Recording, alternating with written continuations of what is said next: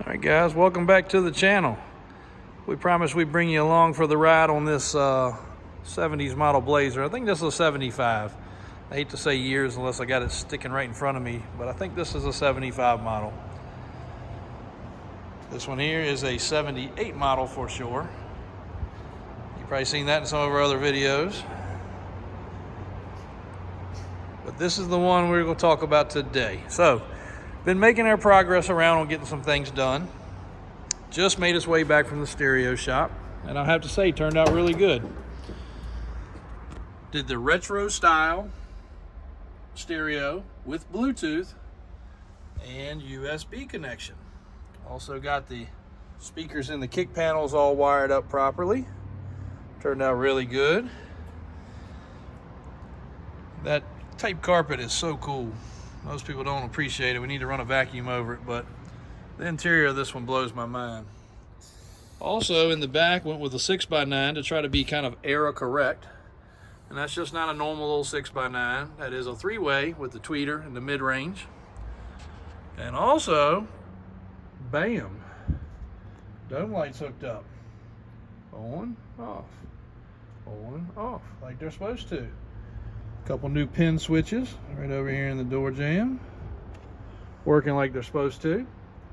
Still waiting on the covers to come in, but little touches like that might not mean much to some people, but pulling the wire, getting that stuff working correctly, tremendously harder than what you may think, especially if it's not what you do. If you got a whole afternoon in your garage, you might can figure it out. But next step is the power steps. Not familiar with the 70s model Blazer, what is that underneath? That's not normal. That panel right there, we call it a rocker box. That's a factory one. You can see it right there. Covers a gap between the bottom of the floor pan and the bottom of the truck. Super weird.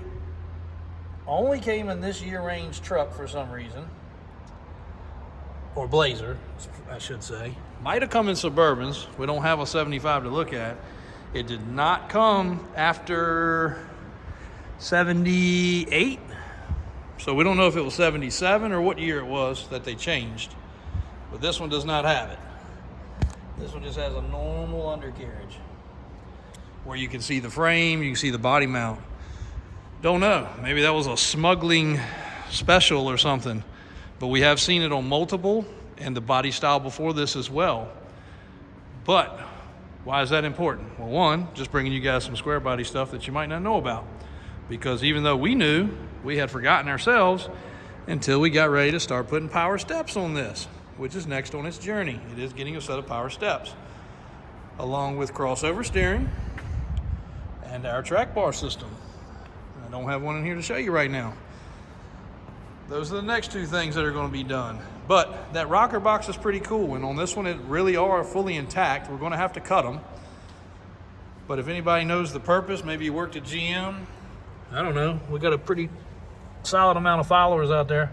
Let us know what that's all about, because you can't get to the body mount. It closes off this area right here, but in the front it's got a oval cut in it that probably had a little plug like this. But if that plug fell out, it's going to do nothing but fill up with dirt, debris. This one's got a bird's nest in it. So, if you got an idea why they did that, let us know. Some may argue it's not factory. It is factory, 100%. Don't know why, don't know what. This is not the first one we've seen it under. First one we tried to do power steps and ran into a heck of a foobar problem there. We still got a couple other little things to do, but rolling along pretty good. Got to clean up some wiring under the hood. We got some new dress up stuff that came in at Davis Performance for it. And even the new lights in here, I should have backed it up under that because forgot that we probably haven't mentioned, this truck is pearl white. It's not antique white, it is pearl white.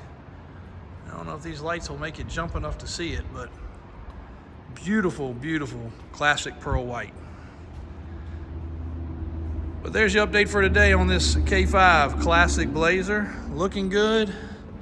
Like I said, the stereo turned out great. Oh, that's another little cool fact. So check that out. Windows are down. Kind of different because of the fact it's a full top. They only have half doors. And they've actually got a molding system, which is in good shape, that closes it out. And the doors are cut off, almost like they were sawed off. And you know, maybe if they are, if you replace them. It's a regular style door, but it is cut short. But that's to close with the full roof. The ones that have a half roof, well, let's compare that. Easy enough to do right this minute. Pretty slick looking though. So that's actually what the door looks like when it's closed with the top off. Kind of looks like a sawed off pickup truck. But since we have its little brother sitting over here, check out the difference. Only a few years different in these trucks, but big difference right there. Full door. So if you took a Sawzall, maybe we'll do that on a video. Chop it off there, chop it off there. You got the same setup. So maybe the next one, or maybe this one, if somebody wants a Roadster, we can chop it right there, chop it up front, or just leave, actually you leave a little section of the roof and cut it right there. Then you could have a half pickup truck. Pretty cool little thing comparing them side by side though. Pretty neat. And again, that molding fits right up in that little crevice. This one's got the typical old truck wind noise, but it's not excessive as you would think, because that's a lot of molding. Pretty ingenious for back in the day. And then you can see the roof right there, it lips over the front windshield area.